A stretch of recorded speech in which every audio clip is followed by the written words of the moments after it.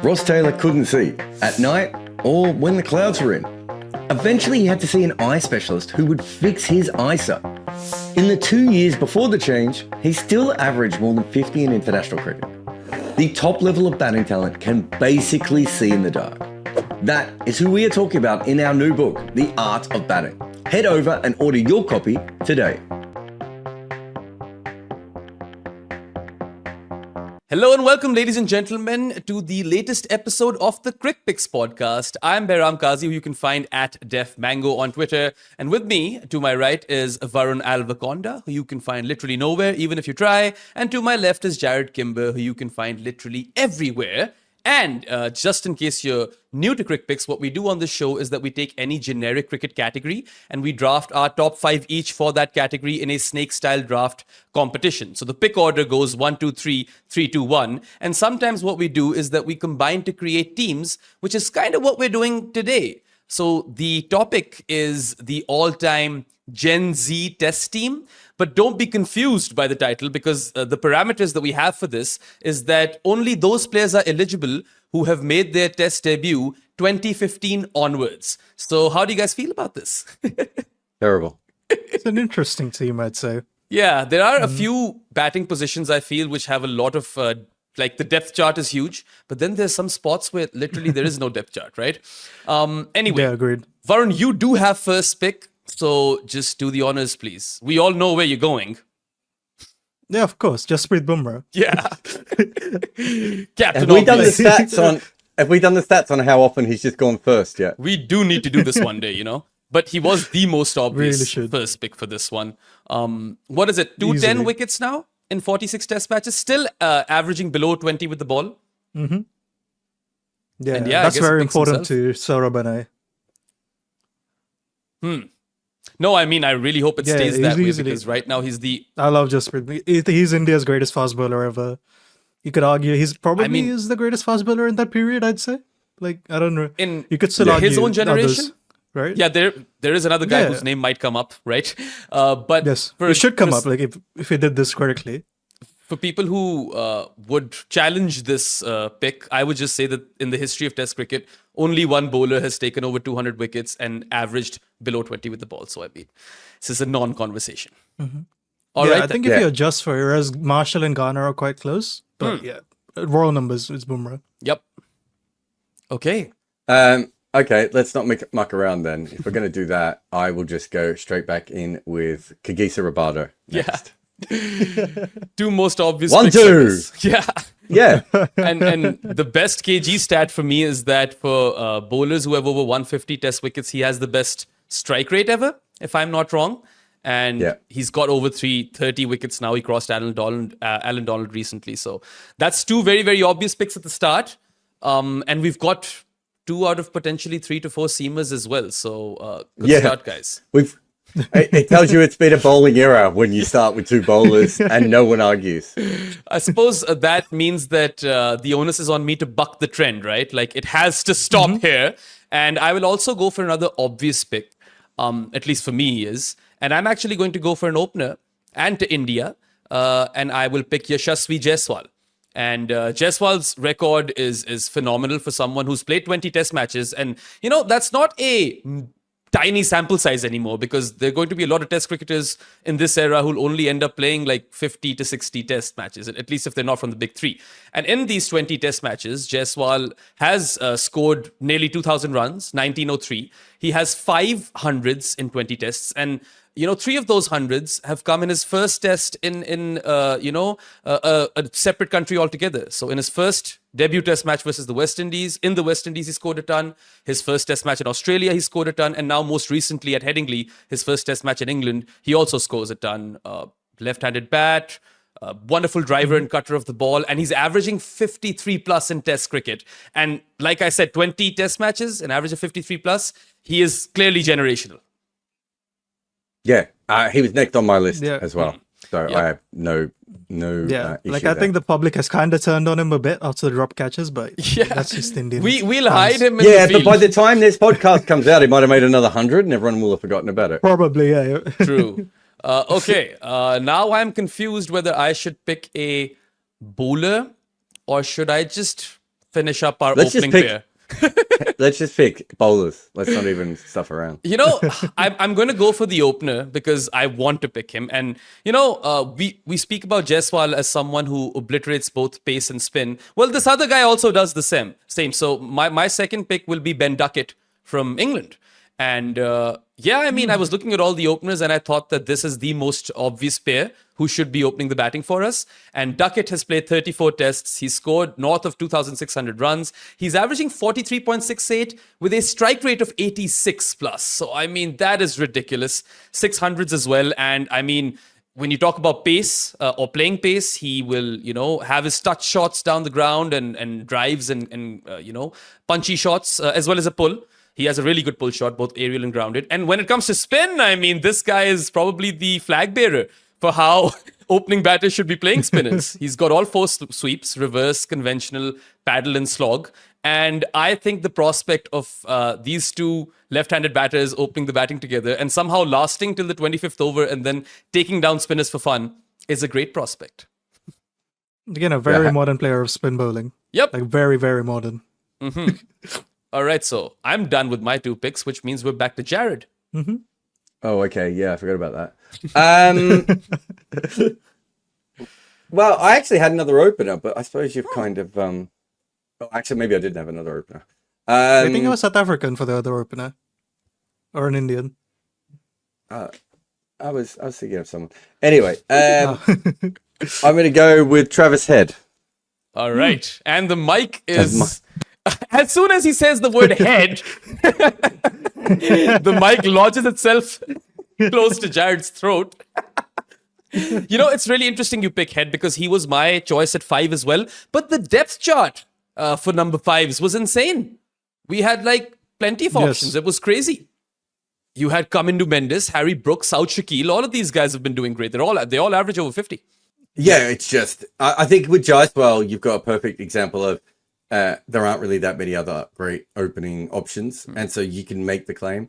All those other guys you said are fantastic. Head's just done it for longer now. And, you know, is a little bit more tested and everything else. But also, there's no reason why Head can't bat at 6. Right? Like, you can't, you know, move things around. So I don't have any issue with that. I think Head's a perfect player for that. Yeah, that's a fair argument. And I mean, the impact that Head brings and the fact that he can change the game in the matter of minutes. So I suppose he is the most obvious pick over here. So, Varun, we've got our openers, we've got a number 5/6, and we've got our new ball bowlers as well. Where are you going? I'm going for the wicket keeping option, Rishabh Pant. Yeah, easy. Yeah, like it's an easy. I'm surprised Head went before Pant, if I'm being completely honest here. Yeah, I mean, Yeah. I had them pretty close to each Like, other. yeah. But I think Well, Pant... wicket keeping in it. Yeah. Plus, if you look at all the wicket You're obviously forgetting that. You're obviously forgetting Travis Head's bowling, but that's fine. If you want to, I mean, if I remember correctly, Travis Head has got Rishabh Pant out, so That is very true. That is He true. does have one there. He does have one. Yeah, He does have one Pant there. Pant is averaging Yeah, what? I think Pant's like 44.44? 44.44 in 44 test matches. In yes. 44 That's test the matches, one. yep. It is a fantastic record. And Somehow, like the joint most hundreds by a wicketkeeper in England, including English wicketkeepers, which is the most Crazy. stupidest stat ever. it is really. And plus, like Jarrod just mentioned, there's no reason why Travis Head can't bat at 6, which means that we can always slot in Pant as 5. Yeah, I think his numbers at 5 are better than his numbers anywhere else, right? It's like 60 something at 5, I think. Yeah, it is something like that. But anyway, we've got our wicketkeeper as well now. Openers, number 5, number 6, and our 2 new ball bowlers. And it's still your turn, isn't it? Yeah, I'm just thinking I forgot where I went. There are plenty of options. I'm going to on go the for a left-arm seamer. I'm going Janssen because I think there's not many other left-arm seamers around in that period. I feel like unless I'm blatantly forgetting someone obvious. table. Well, there is Shaheen, So, but Janssen has a better career thus far than Shaheen. Yeah, I'd say Janssen is better than Shaheen. Yeah. Plus, Janssen... also you can get a bit more batting. Exactly. As a number Yeah, 8... that's the other thing. At number 8. Yeah, he's giving us a lot more balance in this team as a number 8. Plus, you know, he can easily be first change, right? There's no reason. And he has a ridiculous average, doesn't I'd he? actually, like, you could argue, I think he probably should be open in the bowling now. Or is he a better first change bowler? I don't know at this point. South Africa in the middle started bowling Rabada first change, and I never liked that. So I would rather open the bowling with Jasprit Bumrah and Rabada. But Janssen's average is like, what, That's 20? insane. I think it's 20. in Yes. Test cricket. Yeah. Like, he might be the most erratic bowler I've ever seen to average 20 or 21. Yeah, I have to check this now because for the longest time it was 20. Yeah. But maybe after the World Test Championship final, that might have changed. Let's see. All right. I mean, it's a fantastic record. He's he hasn't actually worked It's out the best 22 way to now. bowl yet. Yeah. Yeah. 22, yeah.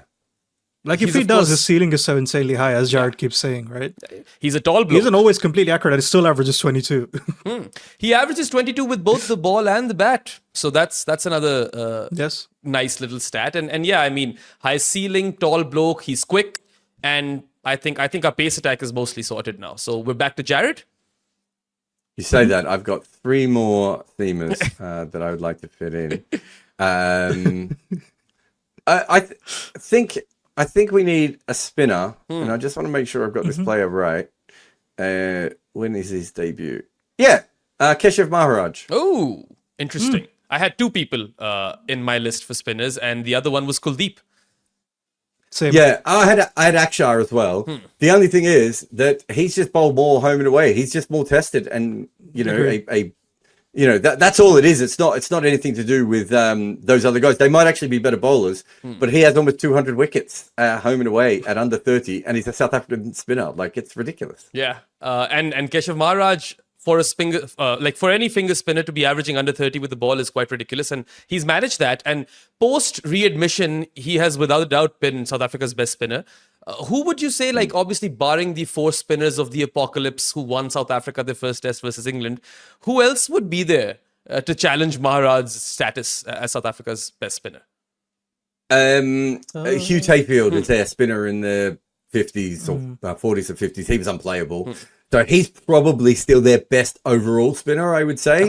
But Maharaj is not far away from him now, just because, when Tayfield was playing, there was still worth bowling spin in South Africa. It obviously wasn't for the next 50 or 60 years.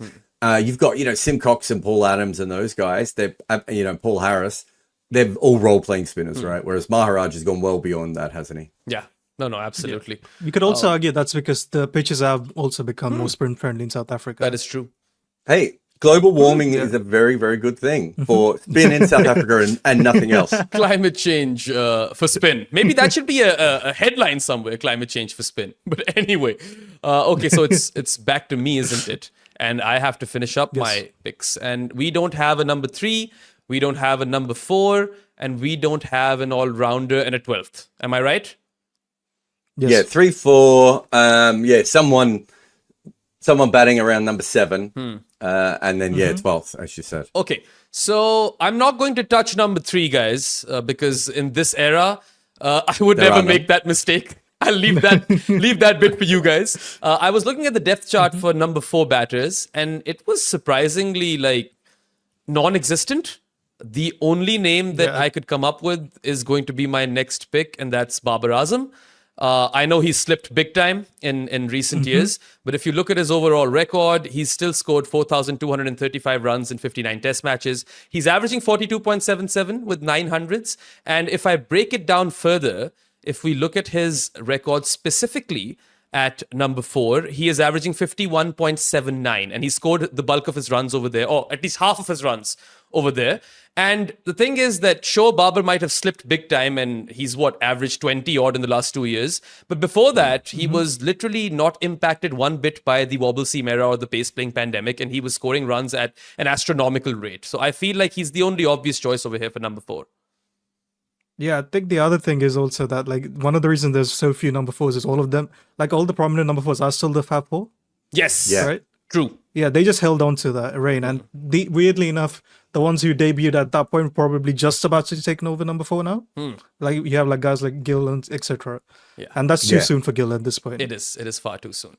All right then. I had Bubba ahead of Gill just because he's done more in Test cricket so far. I didn't have Gill even close to this because he batted it for once. Yeah, and he's batted in a fair few positions also. So where do you even slot him in, right? He's a tricky one with that respect. Anyway, final pick for me. And this pick is a potential all-rounder or a 12th. It will be up to you guys where to slot him in eventually. I feel like even if the numbers don't quite stack up yet, they will at some point, and this guy is too good a talent to go unpicked. So my final pick of the day is Cam Green. Please make note of this in bold that he will not be batting at number 3 in our team. Right? He will not be Cam Threen at all. And it's not a terrible record either. I mean, 29 test matches, he's averaging 34 and a half with the bat, and he's averaging 35 with the ball. Like I said, he's still quite young. He is 26 years of age. Injuries have hampered his career, but just based on his skill set, we can all be quite sure that if he remains injury-free, he is someone who can be prolific in years to come. And again, we get a bouncer bowler out of him, provided he can bowl, which he will be able to in our team. So I'm fine with this pick. Yeah. Okay. I don't have an issue with it. I honestly don't mind him at 3 simply because it's a very old school way of going about it, right? He's clearly one of the best shield batters. And he was also in good county form. I know it's Division 2, but still. I just think it may be like you could argue it's a year or two too soon to move him to 3. He probably should have batted at 6 for like a bit more. He needed a few more like years at 6 to kind of get used to Test cricket. Yeah. I can't believe you didn't pick Wian Mulder about at 3. You know what? When it came to all-rounders, it's not like we were spoiled for choice. There is a spin bowling all-rounder who might come up. I think he has to come up, right? I can't think of anyone. As the 12th, right? Who else you pick? Yeah. Yeah. But anyway, we are back to Jarrod for his final pick. But before that, we will be taking a short break. You guys are watching Crickpicks with Jarrod, Behram and Varun, and we will be back in like half a minute. So go nowhere. Brian Lara used pot plants to work on his placement. John Wright glued his glove to his bat. Sachin Tendulkar dug up practice pitches. Tatenda Taibu cut the top off his bat. Claire Taylor used a hockey grip. Steve Smith was from tennis. Dean Jones would call phantom runs, and Victor Trumper turned the nets into a war zone to survive. The best batters in the world do whatever they have to make runs. We have told their stories in our new book, The Art of Batting.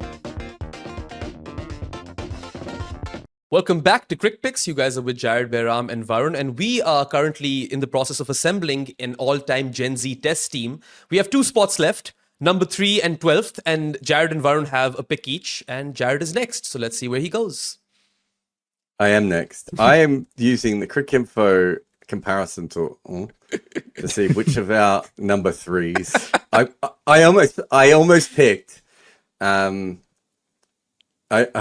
almost picked Tristan Stubbs just because I like that they used him at number 3. It has to be Marnus, doesn't it? Yeah, it probably has to be Marnus. I just didn't want. I didn't want to be the one to pick him. I mean, I just had a look there just to make sure that Ollie Pope's career hadn't suddenly got much better since the last time I looked at it. And at number 3, maybe their numbers are more similar. I don't know, but it has to be Marnus. He's got 11 Test hundreds and he's averaging 46. And he's about to open the batting in the next game because I don't know if you guys saw Sam Constance play recently, but that's done. It did feel like the ghosts of Manus took over Sam Constance in that game. Yeah. So yeah, it's Marnus. I just don't think there's another option at number 3. There are no number 3s, right? That's what we realize. The diabolical number 3s. Is he still averaging 46 in Test cricket or something like that, Marnus? Yeah, 46.91. Like it's not bad numbers. I just remember Shayan telling me averages less than Kohli now. That's all I remember. Yeah. This is a guy who was averaging 60 not too long ago, right? And in the last couple of years, it's dropped dramatically. Didn't he like have a better batting, like higher ICC rating than Lara and Tendulkar and all of them lot at one point? I'm not it was ridiculous. He was on our list of the top 50 Test batters, like the long list, because we were like, we're going to have a look. I just having a look at him versus Pope. And obviously it doesn't differentiate by number 3 position. But you know, the Cricinfo one, it tells you like who's better at whatever. So Marnus has played 1 more Test. But he's made 1,000 more runs than Pope has. Wow.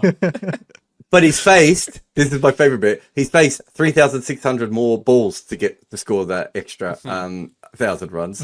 But yeah, he beats him on high score, batting average, not outs, hundreds, 50s, 4s. The only thing that Ollie beats him on is strike rate and 6s. Wow. So yeah, also, it has to be Marnus. Marnus has the same thing as Babar. These 2 batters are not impacted at all by the pace playing pandemic at the start, and then they just fall off a cliff. And they never have kind of managed to come back. No, they're done. No. Yeah. Anyway, Varun, you have the final pick, and I mean, there are a fair few ways you could go for 12th. So it's up to you. You could go for a seamer, you could go for a spin bowling all-rounder. How do you I get think we have Washington enough Sundar seamers, into no? this team? I was actually thinking Washington Sundar. I couldn't think of any other person for the 12th team, man. Right? I mean, it's your pick. Yeah. When did Colin de Grandhomme make his debut? It was actually post 2015. It was that series. I think it was. Where Pakistan toured New Zealand right before Australia, and this guy Was took it a 6 for. 2015? I remember him taking a 6 for in his debut bowling innings. That's all I remember. Yep. You know, fuck it. I am gonna go Washington Sundar. I still don't know who to pick. Like, I'm gonna go. Like, well, who else am I gonna pick in this for the second spinner? Yeah. I mean, you could have picked. I was thinking Akshar. I was the better thinking pick than Mehdi as well. No, I think because we have Oh, Maharaj Mahedi, as well. yeah. I didn't see the point of Akshar and Maharaj Well, together. Yeah, fair enough. Mehdi and Washington, if you compare them, maybe Washington is better than Mehdi with both bat and ball. Is that fair? Probably has a high ceiling, right? Yes. I don't know if he's better with ball at the moment, but he could certainly become better with the ball. And Mehdi, what would Mehdi average in Test cricket? About 32? 18, 20? Wait, what, with the bat? No, I've been with the bat. Maybe Yeah. like the same average as Janssen, I'm guessing? Yeah. There's not. 22? He's probably not quite It's an 24. all-rounder. Oh, it's 24. It's So 24. 2 Oh, runs. okay. 2 runs That's better not than too bad. Janssen. Yeah. Yeah. No, that's not too bad. Yeah, I mean, I think those guys, any of those guys. If you I really think wanted Colin to de go around, Grandhomme- Washington Sundar is the perfect false number 3. the false 3. Yep. So I think my options were probably going to be Kyle Jamieson, or I was also thinking of Blessing Muzarambani. Yeah. I was thinking about it as well. But like the argument I have is if you already have 4 seamers, when would you need to play all 5? Yes. You're right. So you should have just picked the best player available, who is also the most stylish and has the best posture of any modern cricketer. Also, you guys are forgetting one big name, and that Danajay De Silva, Of course. Danajay De I was Silva. thinking- DDS is Yeah. in there Did he as well. debut after 2015? Yep. Also, I was not aware of that. you Okay, fair. guys are forgetting Jaden Seals. I thought he was a very strong contender as well. I thought so. It's just I don't think he's better than Matt Jameson Henry or is the other Blessing. one I was thinking of. Matt Matt Henry's only been good of recent times, Yeah, hasn't he? that's the other issue. Yeah. I don't know where you fit him in, but Daryl Mitchell's another interesting Yeah. one, right? He was the only Yes. other option at number 4, and he would have been like a makeshift option at number 4, if you get what I mean, right? Yeah, like Mitchell had like a Mike Hussey arc, right? Where he just came in after 30 and just started making runs. Yeah. You could also, if you wanted to get funky with it, you could pick Brook or Mendes to bat 4 ahead of Bubba as well. Yeah.